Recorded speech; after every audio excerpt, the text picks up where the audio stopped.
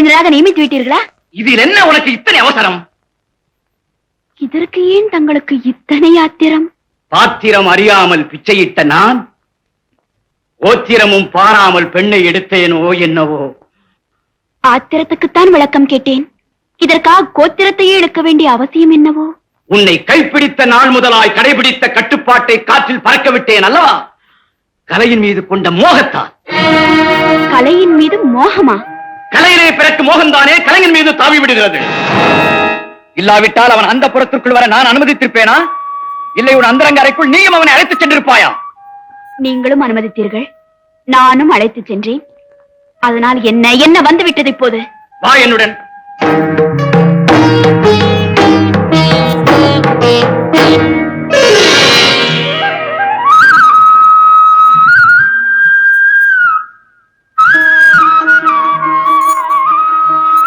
இது யாருடைய சிலை? கேட்பானேன், என்னுடையதுதான்.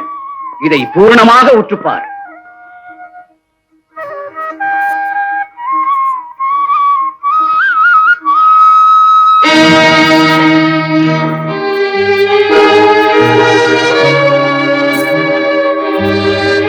இதை செதுக்கியவர் யார்? சிவனேசன். அவராகவே செதுக்கினாரா? நான் தான் உத்தரவிட்டேன்.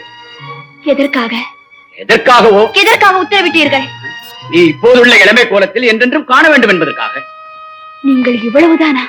வளரும் தன்மையுள்ள அன்பையும் பாசத்தையும் நிலையாக எண்ணாமல் அழியும் தன்மையுள்ள உடலை சிலைவடிக்க சொன்னீர்களே, நீங்கள் இத்தனை வெறியனாக இருப்பீர்கள் என்று நான் எதிர்பார்க்கவே இல்லை.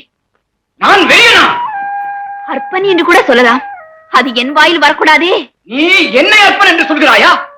தன் மனைவியை பிறந்த மேனிக்கு சிலை வடிக்கும்படி இன்னொருவரிடம் சொல்லும் ஒருவரை உலகத்தில் எத்தனை கேவலமான பெயர்கள் உண்டோ அத்தனையும் சூட்டி அழைக்கலாம். உமா! என்ன உமா? சிலையைத்தான் செதுக்க சொன்னீர்கள். மறைவான இடத்தில் உள்ள மச்சத்தையும் அதை நான் சொன்னேனா? நீங்கள் சொல்லாமல் எப்படி செதுக்க முடியும்? முடியை கொண்டு செதுக்கியதாக அவன் சொல்லுகிறான். முடிகிற காரியமா? பார்த்தவர்கள் சொல்லாமல் எப்படி செதுக்க முடியும்? பார்க்கும் சந்தர்ப்பத்தை அவனுக்கு நீயே அளித்து விட்டாய். நானா? அதற்கு ஆதாரம் தாங்களே திறந்து காட்டினீர்கள் என்று அவனே சொன்னானே.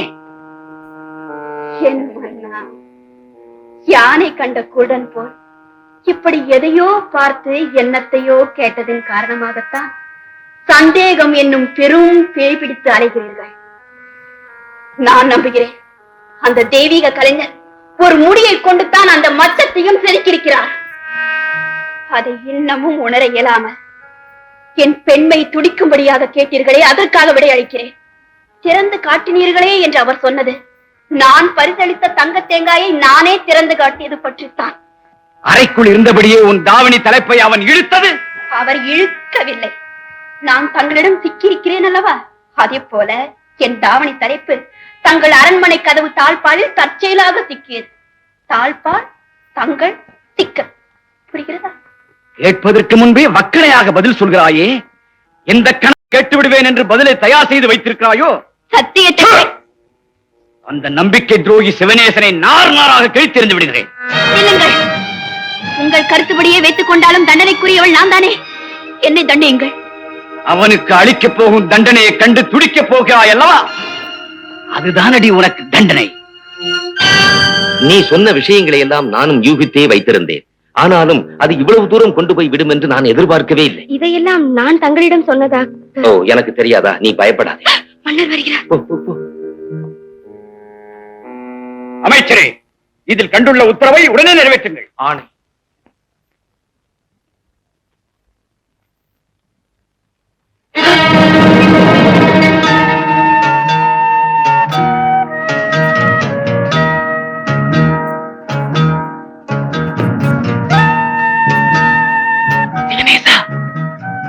சிவனேசா, சிவனேசா, சிவனேசா.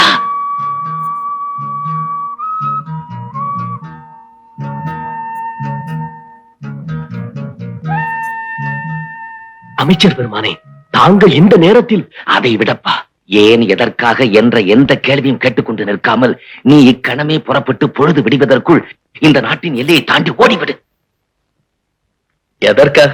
அதைத்தான் கேட்க வேண்டாம் என்று சொன்னேனே. காரணம் கூட கேட்காமல் எப்படி அமைச்சரே? இந்த ஓலையை படித்து பார்.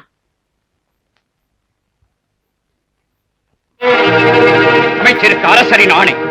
நடத்தை கெட்டவனும் நம்பிக்கை துரோகியுமான சிவநேசன் நிரந்தர குருடனாக வண்ணம் விழுந்து விட்டெறியும் தீப்பந்தத்தால் அவனது 2 கண்களையும் பொசுக்கி விடுங்கள். இவ்வளவுதானா? சிவனேசா, இதை விட பெரிய தண்டனை அல்லவா நான் எதிர்பார்த்தேன். எப்படி? அந்த அளவிற்கு மன்னரே என்னிடம். சிவனேசா, நீ மட்டும் மகாராணியின் சிலையை வடிக்க மறுத்திருந்தால் இந்த வினையே ஏற்பட்டிருக்காதப்பா. சரி, இனி பேசி பயனில்லை. நீ உடனே புறப்படு. புறப்படாவிட்டால் உன் கண்ணை இழக்க நேரிடும். அமைச்சரே, என் கண்ணை பற்றி கவலைப்படும் அளவிற்கு அந்த பெண்ணை பற்றி நீங்கள் கவலைப்படவில்லையே. பெண்ணை பற்றி நாம் கவலைப்பட்டு என்ன செய்வது? மகாராணியை நம்மால் காப்பாற்றி விட முடியுமா? மகாராணியை காப்பாற்ற நம்மால் மட்டுமல்ல, உங்கள் மாமன்னராலும் முடியாது. ஆனால் மகாராணியின் மானத்தை காப்பாற்ற என்னால் முடியும் என்று நான் நம்புகிறேன். எப்படி? உங்கள் ஆலோசனை கேட்டு பேடியைப் போல இரவோடு இரவாக ஓடாமல் இருந்தால். ஓடாமல் இருந்தால்? அமைச்சரே, மன்னர் எனக்கு இப்படி ஒரு தண்டனை வழங்கியிருப்பது மகாராணிக்கு தெரியும் அல்லவா? தெரியும். மகாராணிக்கு தெரியும் என்பது மன்னருக்கும் தெரியும் அல்லவா? நன்றாக தெரியும். நிலைமை இப்படி இருக்கும் பொழுது நாம் தலைமறைவாகிவிட்டால் இந்த தகவலை தந்து என்னை தப்பி உடைச்சவர் யார் என்ற கேள்வி மன்னருக்கு எழும் அல்லவா? எழும். யாரை சந்தேகிப்பார்? மகாராணியை தான். அதற்கு நானே இடம் கொடுக்கலாமா? இதோ பார் சிவனேசா, நான் இங்கு வந்திருப்பது என் பதவி பறிபோனாலும் ஒரு மாபெரும் கலைஞனின் பார்வை பறிபோய்விடக் கூடாது என்பதற்காகத்தான். நினைத்துப்பார், இந்த பயங்கர முடிவெடுத்திருப்பது மன்னர் அல்லவா?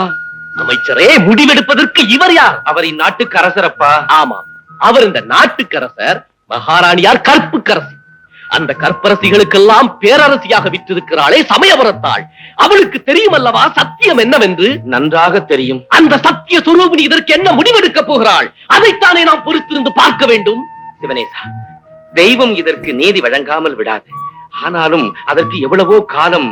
என்ன காலம்? அரசன் அன்று கொள்வான், தெய்வம் நின்று கொல்லும். அப்பா,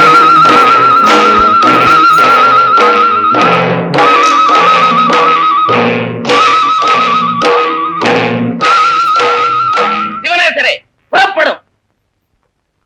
ஒரு கணம்.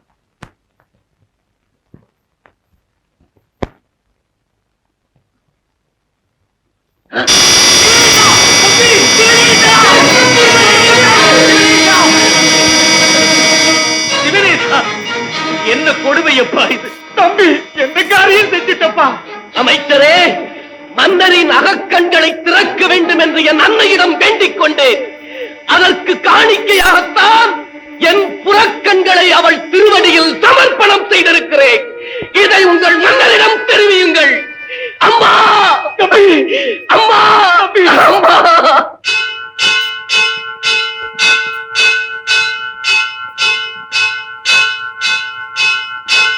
மன்னா, மன்னா, மன்னர் வருமாறே! அமைச்சரே, ஏன் இப்படி அலறிக் கொண்டு வருகிறீர்கள்? மன்னா, சிவனேசன் தன் கண்களை தானே பொசுக்கிக் கொண்டார் மன்னா. அமைச்சரே,